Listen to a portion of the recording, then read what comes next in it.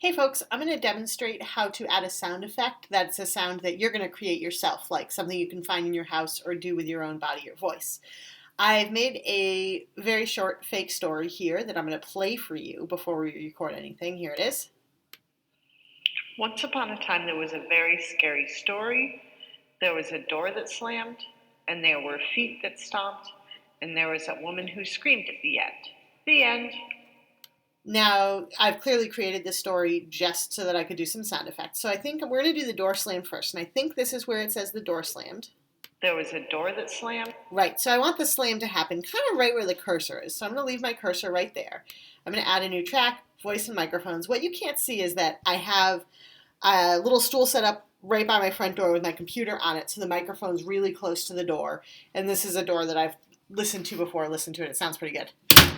So it's got that knocker on it. It sounds like it rattles a little bit. So I'm going to hit start recording. I'm going to make sure my cursor is there and make sure I'm recording on that second track. And I'm going to hit start recording. And when I get to that spot, I'm just going to slam that door. So here it is. There was a very scary story. There was a door that slammed, and there were feet that stomped. So let's see if I got it and if it's in the right place. Let me just go back to here. There was a door that slammed, and there were feet that stomped. So my microphone isn't super great for that, but it's definitely close enough. I'm going to trim that one up just a little bit because I want to do the stomping feet just so I can show you the process again. So I'm going to just go like this, trim that up because I believe the feet are right here. There were feet that stomped.